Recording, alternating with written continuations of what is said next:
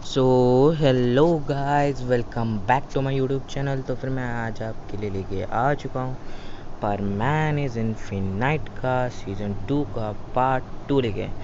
और सीज़न 2 का जो पार्ट 1 था उस पे अभी तक 100 व्यूज़ नहीं आए, तो जल्दी से जल्दी 100 व्यूज़ करवा दो और जल्दी से जल्दी उसको शेयर करो। अगर आप ये वीडियो देख रहे हो और आपने पार्ट 1 नहीं देखा है तो उसको जल्दी से जल्दी जाके देख लो। मैं डिस्क्रिप्शन में लिंक दे दूँगा पार्ट 1 का।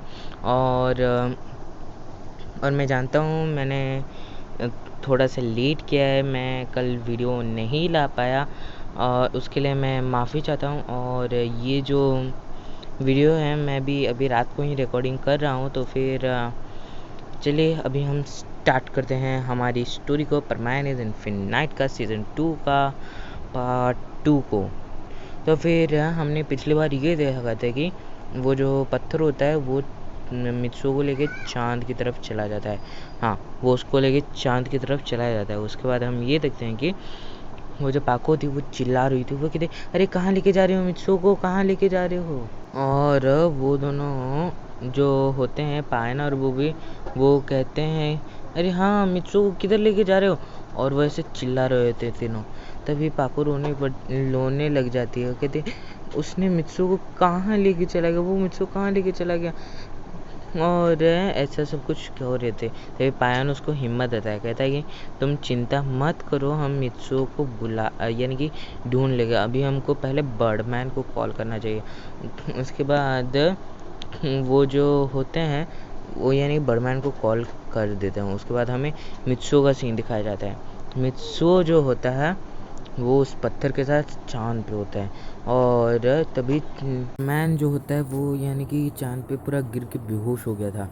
और फिर वो धीरे धीरे उठता है और उठ के जब देखता है कि वो जो पत्थर है वो उसी के सामने है। हाँ, वो जो पत्थर है वो उसी के सामने है। और यानी कि वो उसका जो चमकना है वो कम हो गया है थोड़ा, यानी कि बहुत ज़्यादा कम हो गया था। वो जो चमक रहा था वो पत्थर वो बहुत ज़्यादा कम हो गया था। उसके बाद हम ये देखते हैं कि वो जो परमैन होता है वो कहते हैं तुम कौन हो, तुम क्या हो, क्या तुम पत्थर हो यानी कि एस्टेरॉयड हो या क्या हो तुम। फिर वो पत्थर कहता है मैं इनमें से कुछ नहीं हूँ, तुम्हें अगर सब कुछ सच जानना है तो मेरे अंदर आओ। तो परमान कहता है मैं तुम्हारे अंदर कैसे जाऊँ। तो फिर पत्थर कहता है मैं दरवाज़ा खोल रहा हूँ, अभी तुम अंदर आओ। और वो दरवाज़ा खोल देता है, यानी कि वो जो पत्थर था उसके ऊपर एक दरवाज़ा टाइप का था, वो उस दरवाजे को खोल देता है। और उसके बाद परमान जो होता है वो अंदर चला जाता है। वो जब अंदर चला जाता है उसके बाद वो देखता है वहाँ पे 6 यानी 6 अलग अलग चमकती हुई पत्थर हैं। तभी वो यानी कि पूरा चौंक जाता है। वो कहते ये क्या है, ये क्या है। और वैसा सब कुछ कह रहा होता है। और उसके बाद हम ये देखते हैं कि वो जो पत्थर यानी कि जो साउंड आ रहा था यानी कि पत्थर के अंदर से ही आ रहा था, कहीं से एक तो आ रहा था, उसके अंदर कोई आदमी नहीं था। तुम भूत हो या क्या हो, तुम मुझे दिखाई नहीं दे रहे।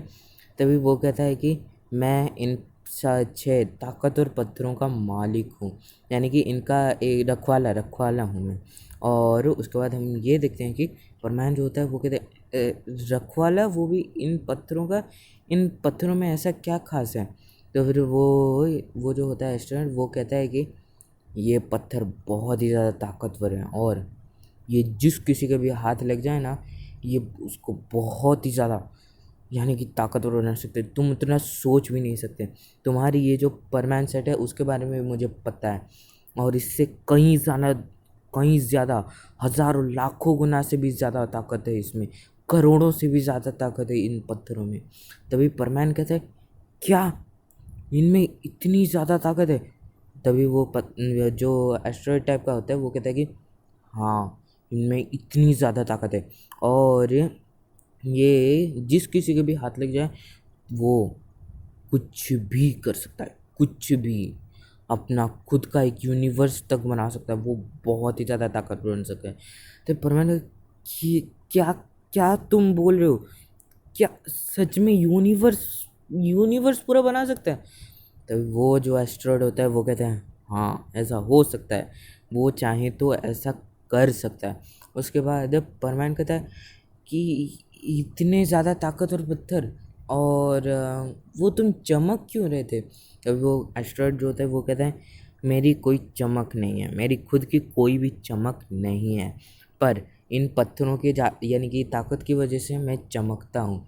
और मेरी जो यानी कि चमक थी वो कई साल पहले ही चली गई थी, और इन पत्थरों को यानी कि वो जो गॉड हैं वो उन्होंने मुझे संभाल के रखने के लिए दिया था, और अब वो टाइम आ गया है कि मैं ये किसी और को थाम दूँ, यानी कि रखवाली करने के लिए नहीं, पर जो इसका हकदार होगा मैं उसको दे दूँ।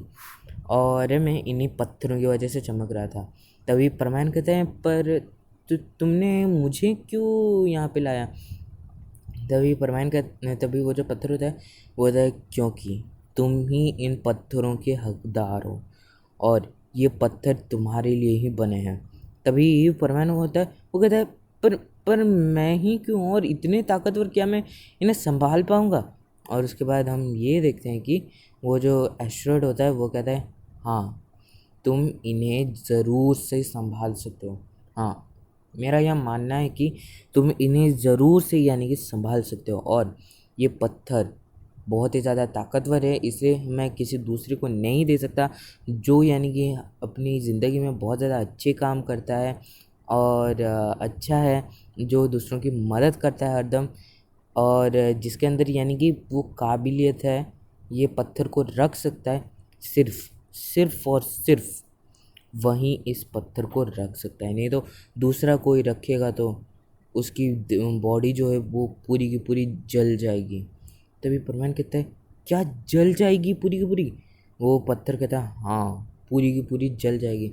और तुम्हें क्या लगता है ये बहुत ज़्यादा कमज़ोर है ये पत्थर, ये बहुत ही ज़्यादा ताकतवर पत्थर है, और ये यानी कि कुछ भी कर सकते हो, तुम बहुत कुछ कर सकते हो, पर याद रखना कि इनसे भी बहुत ज़्यादा ताकतवर यानी कि हैं, और भी कई सारे लोग हैं तुमसे भी ताकतवर, और तुम जब इसको यानी कि लोगे तो तुम कुछ देर के लिए होश में नहीं रहोगे। और उसके बाद वो जो पत्थर कहता है क्या क्या अब तुम तैयार हो इनको लेने के लिए। तब परमान कहते हैं नहीं नहीं नहीं नहीं, रुको रुको रुको, मुझे एक बात पूछनी थी।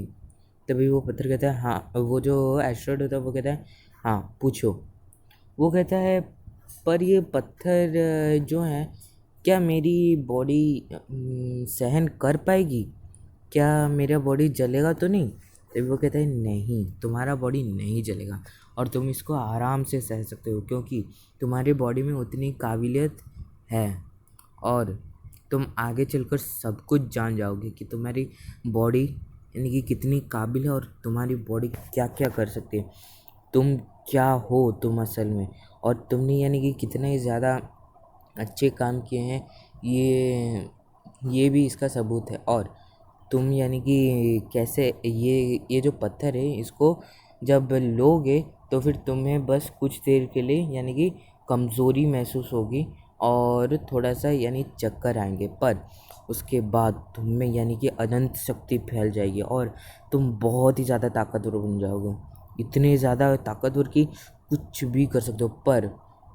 तुम यानी कि इनका गलत इस्तेमाल कभी भी मत करना, नहीं तो जो गॉड हैं वो तुम्हें यानी कि पनिश कर सकते हैं, क्योंकि वो यानी कि नज़र रखते हैं जिन जिन को भी उन्होंने ये पत्थर दिया है, वो उस पर हर पल यानी कि नज़र रखते हैं कि वो इनका कोई भी बड़े पैमाने पर यानी कि बड़े चीज़ पर यानी कि कोई गलत इस्तेमाल तो नहीं कर रहे हैं। और उसके बाद वो पत्थर कहता है, वो जो एस्ट्रॉयड होता है वो कहता है कि क्या तुम अभी ये लेना चाहोगे। तो परमानेंट कहता है हाँ मैं इसके लिए तैयार हूँ, और वो कहता है कि अच्छा ठीक है।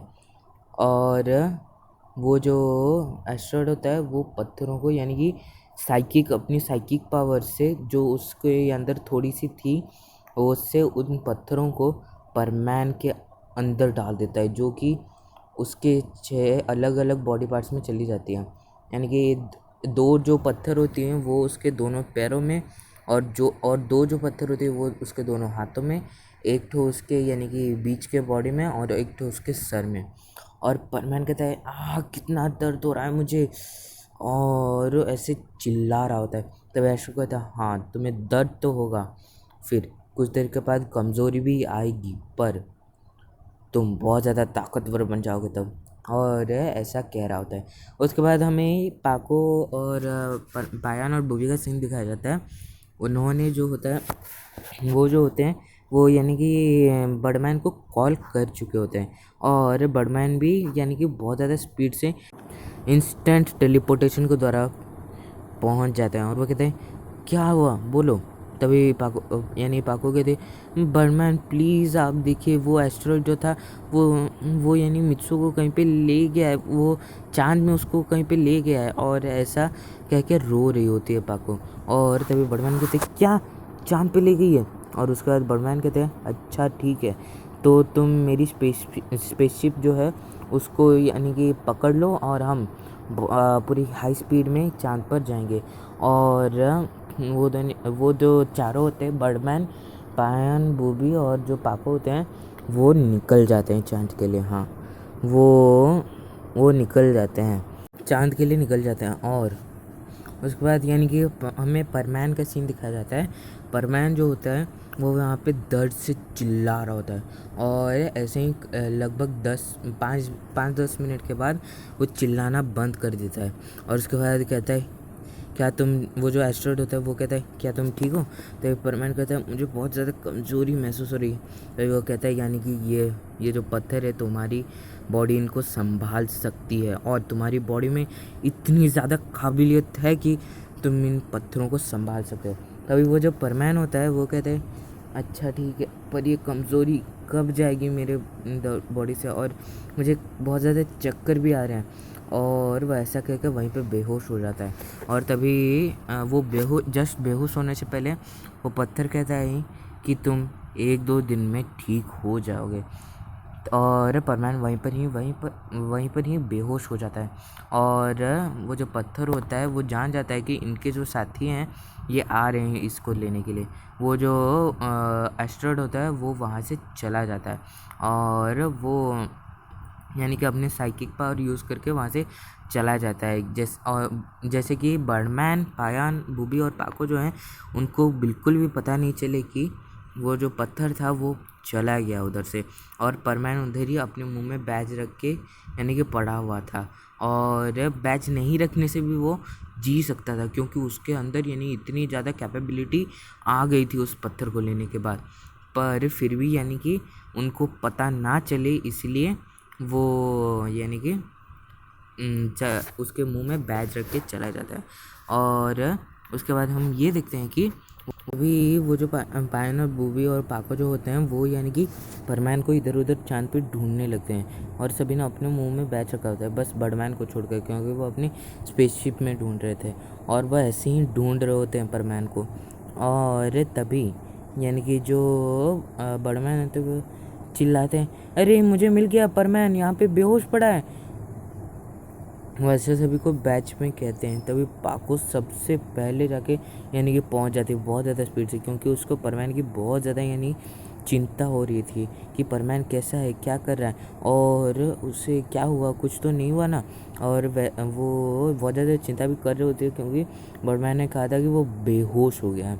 हाँ, और उसके बाद हम ये देखते हैं कि वो जो यानी पाको होती है वो कहती है बर्डमैन हाँ बोलिए परमैन कहाँ है, ऐसे क्या हुआ। तभी पाको कहती है अच्छा मुझे पहले बोले परमैन है कहाँ पे है वो, कहाँ गया वो, और ऐसा कह रही होती है। तभी बर्डमैन कहते हैं थोड़ा शांत रहो, थोड़ा ठंड रखो, वैसा सब कुछ कह रहे होते हैं। उसके बाद यानी कि बर्डमैन जो होते हैं उसे कहते हैं कि ये जो परमैन है वो मेरे पीछे ही है।